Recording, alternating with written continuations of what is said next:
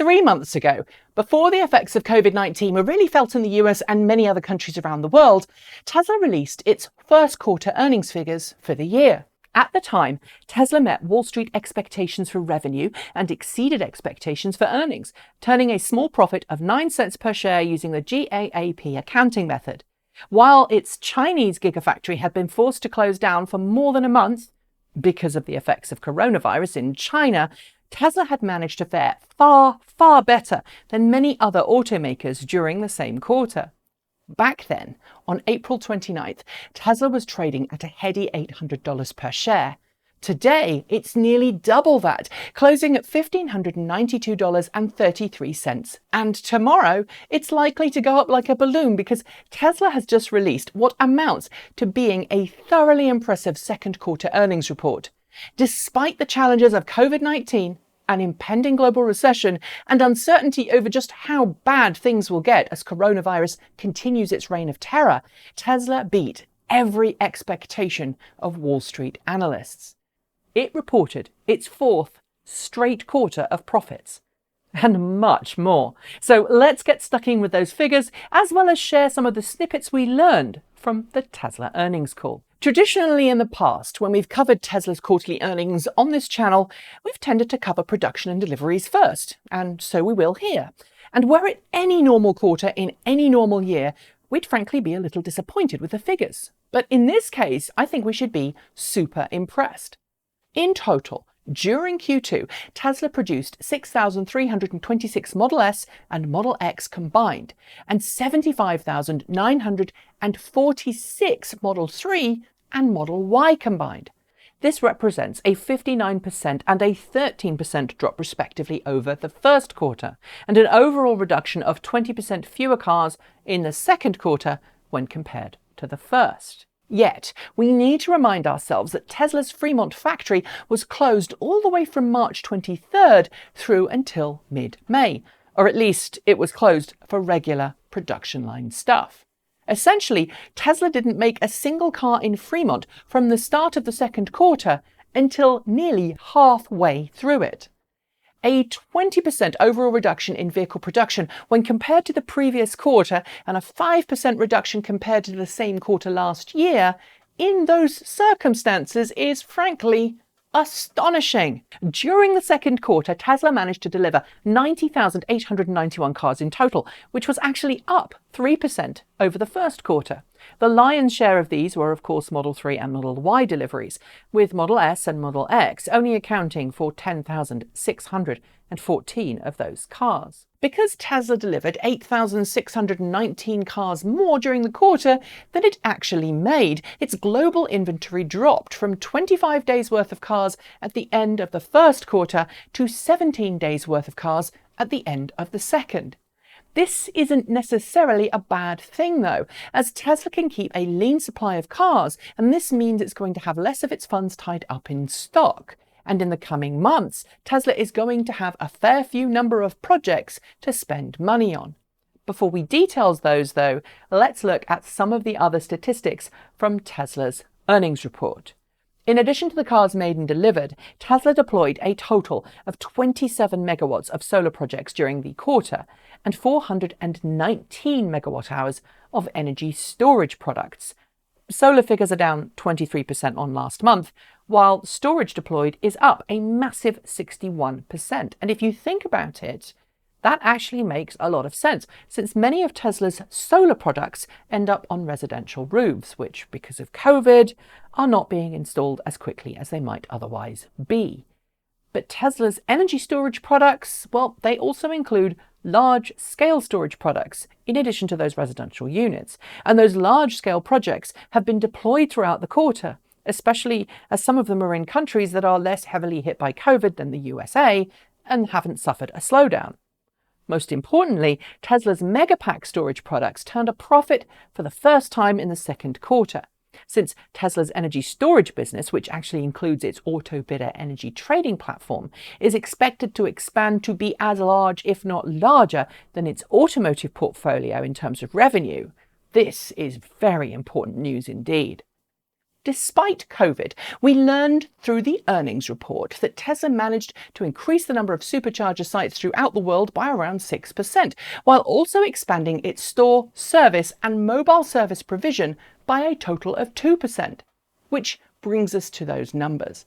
Despite Tesla suffering a bit of a hit in terms of production during the second quarter, its automotive sales revenue was up on the previous quarter at $4.911 billion. Its total revenue crossed $6 billion, while Tesla's gross profit sat at a healthy $1.267 billion. This all resulted in a quarterly net profit using the non-GAAP method of $2.18 per share, or 50 cents per share if you're using the GAAP method of accounting. That's significantly up on last quarter and isn't far off the figures that Tesla achieved at the tail end of last year. Compare this to what Wall Street actually expected, which was a profit of 3 cents per share. I think you can agree Tesla's doing just fine. Tesla's shareholder letter also detailed some of the progress being made on its various production facilities around the world. It laid out Tesla's current production in Fremont, which is about 490,000 vehicles per year. It laid out the 200,000 Model 3s currently being made per year at Giga Shanghai. It even shared a photograph of equipment being installed at Giga Shanghai ahead of the start of Model Y production there later this year. Tesla also noted that it will expand Model 3 and Model Y production lines to a total of more than 500,000 cars capacity per year at its Fremont facility this year. In fact, those upgrades are already underway in case you're interested. It also stated that its Giga Berlin was proceeding apace. As to the US factories, well, we actually heard more about that during the earnings call beyond what was detailed in the shareholder letter. So let's go there. Specifically, the news that Tesla has now confirmed that it will be building its Tesla Gigafactory in Austin, Texas, at the site within the Del Valle School District that we've all been reporting on for the last few weeks. I've heard it called both a Tesla Gigafactory and a Tesla Terafactory, in case you're interested. What's more, though, Elon Musk confirmed during the call that this brand new factory, worth more than $1 billion to the local economy, will be home to the Model 3, the Model Y, and the Tesla Cybertruck, as well as the Tesla Semi Class 8 Big Rig. And according to Musk, construction is now already underway. While he didn't elaborate on this, I guess we're talking groundwork now, rather than physical building construction. In addition to all of the above, Elon talked quite a bit to the company's future products, hinting that we're going to see quite a lot of cool stuff on the Battery Day later this year. Assuming, of course, it goes ahead as planned on September 22nd. And although Tesla does have that day to expand on its battery technologies, Elon did note that Tesla is asking mining companies to mine more nickel at pretty high volumes in order to push a new nickel-based battery pack for the Tesla Semi. Meanwhile, he hinted that a new lithium iron phosphate cell would be pushed for all of Tesla's passenger vehicles, resulting in the standard low-end entry-level Teslas having a range in the 300 miles per charge region. Elon Musk also confirmed what lots of people had been curious about, the fact that yes, there will be a compact vehicle of some kind to be made in the near future. We've already seen some supposed sketches flying around the internet, but nothing has been firmly confirmed yet.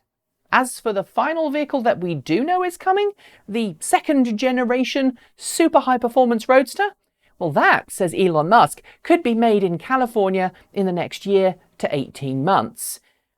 At this point, I do feel obliged to point out that Elon is pretty notorious for being overly optimistic with timelines, but still, given Tesla's massive expansion in production capabilities, it now at least looks far more plausible than it was a year ago. Unlike previous quarters, where Tesla had some significant uphill struggles to deal with, it seems that now Tesla's biggest hurdle looking forwards is getting all of those new factories off the ground and up to speed, while keeping its workforce healthy and free from COVID. And I think as the most valuable automaker in the US, it's also time for all of us to treat Tesla like a full-grown, full-size automaker. It is no longer the startup that we all had to treat with kid gloves. And that is fantastic. In fact, all of this good news means that I think Tesla will likely see a spike in share prices tomorrow to well above $1,600 per share, perhaps even $1,700 or $1,800 per share. Recent share prices have already triggered a second series of reward tranches set up to reward Elon Musk for his work at the company. And frankly, I don't expect that third to be far away. So far, Elon's rewards are in the form of stock options, which he will be able to buy at $350 per share. So far, those options are worth an estimated $2 billion, assuming Tesla's share price stays constant in the 5 years that Elon must keep them between buying them and selling them. And no, I don't believe he's exercised his right to buy those options yet, nor do I think that the share price will stay the same over 5 years. Simply put, this is, I think, the most bullish quarter that Tesla's ever had, with the 4th straight quarter of profits, putting it on the fast track to join the lauded list of companies on the S&P 500. Tesla is most certainly here to stay. Shorts be damned. That's it for today's video. I am super glad you stopped by. If you'd like to help us make more videos like this, please do like, comment and subscribe, and you can support us using the links below, which now include Ko-fi, Patreon and Bitcoin. Don't forget too that you can chat with the rest of the team on Discord, as well as Transport Evolved fans. There's a link below. And if you're a Patreon supporter, you also get special access to our Patreon-only Discord chats on the same server. Thanks to the folks scrolling by on my right. They are our charged up patrons. Thanks to Jeffrey Songster, John Lyons and Regine Fellows, our self-driving patrons. And special thanks to our Starman level patrons Marcel Ward, Reggie Watts, JP Fagerback and Sean Udea. If you're looking for something else to watch from this channel, then Google thinks you might enjoy this one. So go check it out if you haven't. And I'll be back with some more great content for you all to enjoy very soon. Until next time, wash your hands, stay safe, wear a mask if you're out and about, and work to become a better, kinder person. Strive for equality, speak out against injustices and bullies, and remember to treat others as you'd like to be treated yourself. Be that change. And if perchance you are exercising your democratic right to peacefully assemble and protest, please keep your wits about you. Thanks for joining me, and until next time, keep evolving.